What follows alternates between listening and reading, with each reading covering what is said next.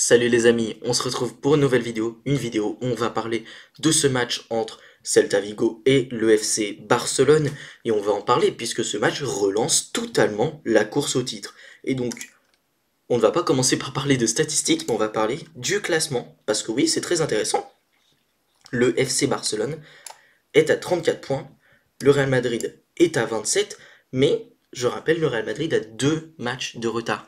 Donc s'ils gagnent leur match de retard, plus leur match qu'ils joueront ce week-end face à Leganés, eh bien ils reviendraient à un point du FC Barcelone, ce qui relance totalement la course à la Liga, donc évidemment ça nous donne un beau suspense, ça va être très intéressant à suivre, et voilà, ça fait plaisir de revoir un petit peu de suspense en Liga, puisque dernièrement c'était pas trop ce qu'on avait vu, moi personnellement j'étais plutôt partisan de ceux qui pensaient que le FC Barcelone allait de toute façon tout écraser en Liga, mais voilà, ça fait évidemment plaisir de revoir du suspense.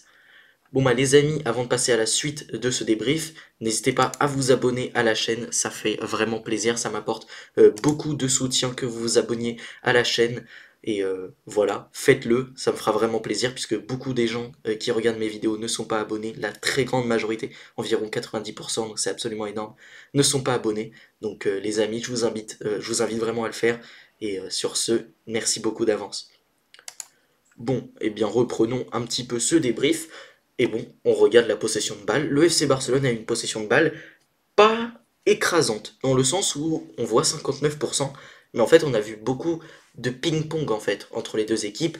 On regarde même en début de match, première occasion barcelonaise, une petite occasion, mais derrière c'est un très gros temps fort de la part du Celta Vigo, là derrière encore une occasion, puis après c'est le FC Barcelone qui vient même marquer un but sur vraiment un but magnifique de la part de Rafinha qui avait encore une fois fait un excellent appel dans la profondeur, qui fait un dribble magnifique pour éliminer le défenseur et qui marque. Mais voilà, c'était encore une fois à l'extérieur. On sait que le FC Barcelone historiquement a beaucoup de mal face au Celta Vigo.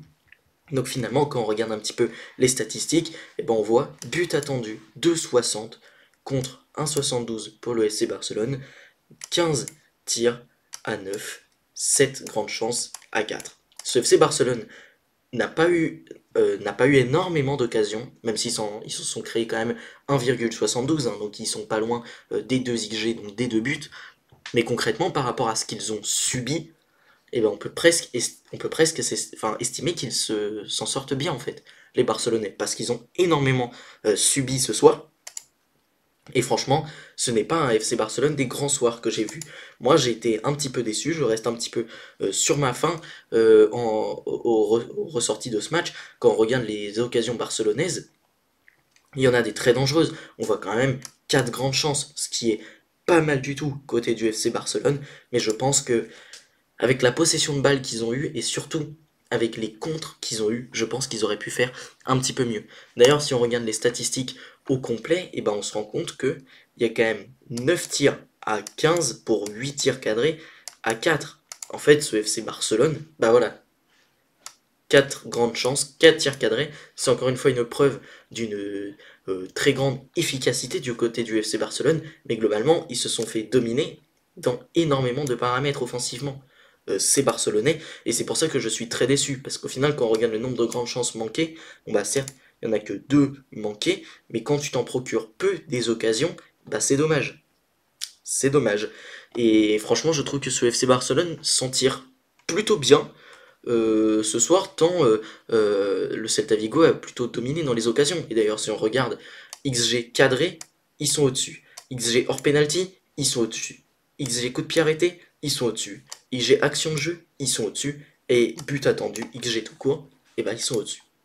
Le Celta Vigo a dominé le débat face au FC Barcelone. C'était à l'extérieur, c'était dur, même si moi je pensais pour le coup que le FC Barcelone allait s'imposer. Je vous avoue que je suis un petit peu surpris, je pensais que le FC Barcelone allait justement se rassurer, malgré la non-présence de Lamine Yamal, et d'ailleurs quand on regarde les compositions, ben, on se rend compte que ça a fait un peu mal, puisqu'on avait un Pedri qui finalement est plutôt redescendu, au final on avait plutôt un rôle avec un Dani Olmo vraiment à droite, avec un Rafinha à gauche pour le coup.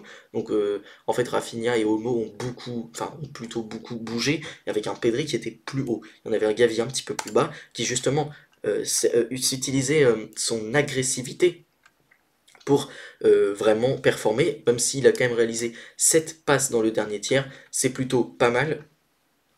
Et voilà, dans les tacles réussis, évidemment, un tacle réussi, un blocage, une interception, 3 actions défensives, 3 récupérations. Et il a également rapporté 5 duels. Donc voilà, il a été très bon dans ce domaine, il a apporté beaucoup d'agressivité, il a été bon à la récupération, donc ça a fait plaisir. Et offensivement, il a pu être plutôt intéressant pour sa première titularisation depuis son retour. C'était franchement pas mal. Dani Olmo, lui, a fait un beau match également, hein, voilà, il a été plutôt intéressant, donc voilà, bon match de Dani Olmo, sans plus, hein, parce que, bon, bah, Olmo, il a quand même raté des belles occasions, et je trouve qu'il a fait preuve de parfois d'un petit peu d'imprécision technique, donc c'est dommage au regard du reste de son match.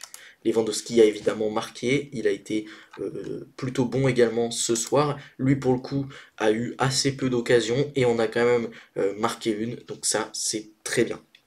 Maintenant on va parler de Rafinha qui est l'homme du match, et c'est pas étonnant vu le match absolument impressionnant qu'il a fait. Il a encore une fois été très très bon offensivement, en réalisant quand même 8 passes dans le dernier tiers, 6 touches dans la surface de réparation, donc ça c'est très très bien. Marc Casado par contre, bon, un peu dommage ce match, j'ai envie de vous dire. Défensivement, il a quand même réussi 2 tacles, un dégagement de la tête, 3 interceptions, 10 actions défensives, 8 récupérations. Donc voilà, défensivement, Marc Casado a été absolument excellent.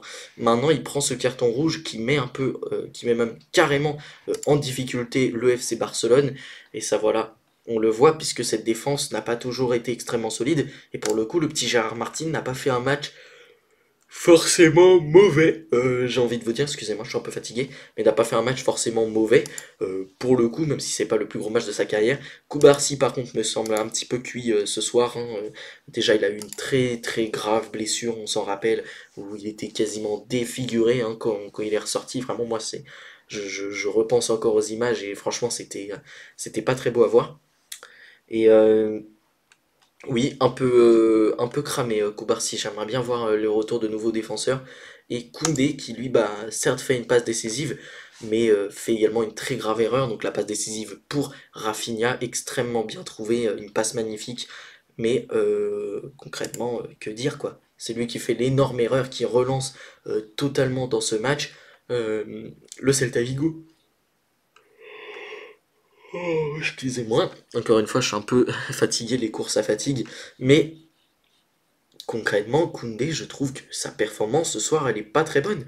Alors défensivement, tout le reste du match a été plutôt intéressant, mais moi, je retiens son erreur. Je suis désolé, je retiens son erreur.